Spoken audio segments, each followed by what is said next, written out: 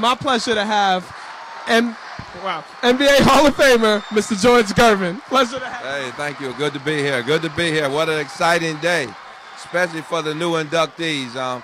This is what basketball is really all about, and these guys get a chance to experience it along with Vivian Stringer. Absolutely, and I wanted to ask you about this is a question I asked Michael Wilbon earlier about Michael Jordan's legacy. Is of course the excitement, the athleticism, everything like that he generated, but people lose focus of his overall game, his defense, his fundamentals, his skill set. Talk about how come a lot of the younger players haven't really reached out and embraced those skills of Michael Jordan instead of just the flashiness. Well, I mean, we got to relate a lot of that to ESPN and, and all these different sports shows is that, all they show is the highlights of Michael dunking or Michael hitting the winning shot. But, Michael overall was a great defensive player. I don't know how many times he was on the first team, all defensive team. He was up there in the assists. His overall game was superb. And that's why, he's one of the greatest to ever do it. And I'm proud to have been able to play against him and with him. And a lot of our young kids today really got to understand basketball is more than just about self. The game was really designed to play one way, and that's as a team. And all these guys and Vivian exemplify what the game is all about, man. It's teamwork, and your individual honors will come out from playing the game, as a team. And I wanted to ask you, what was the advice you played with Michael on the Bulls his rookie season? What advice did you share with him on how to conduct himself to be such an exemplary pro like yourself? Well, I played with him really on his second year, and he had got hurt.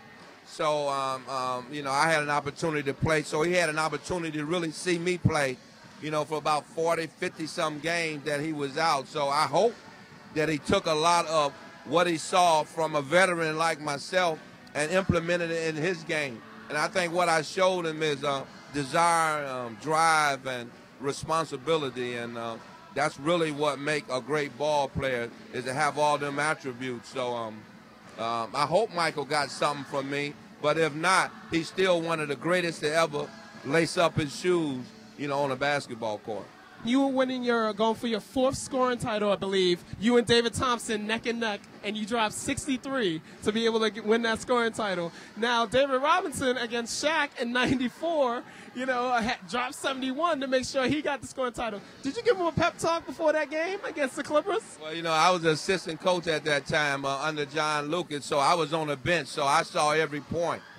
You never would think that you would see another spectacular show like that back in '77, '78 when me and David Thompson was, fighting for the scoring title, and he got 73 that day, and I needed 59 in order to regain my scoring title, and I ended up getting 63. And then I'm a part of the same scenario when David Robinson and Shaquille O'Neal, two centers, me and David was guards, and two centers was going for the scoring title, and I see David Robinson scored 71 points, and Coach John Lucas keep running up and down the sideline and saying, Ice, he going to break your record. He going to break your record.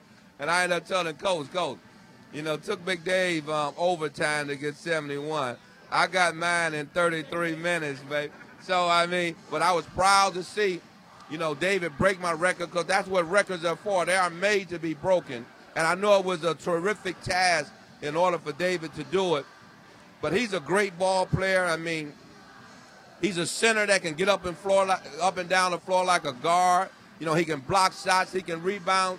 He done some things no other center have done in the game. And I really think his style of play really transcends, what a really an NBA center could do. So I'm proud to really see, David become a Hall of Fame member, because he deserves it. The influence that you had and David Thompson had and Julius Erving had, in today's game. Talk about what are the things, which players do you see are really respecting the tradition and really being able to carry out what you guys set forth in the 70s through the ABA and the NBA time?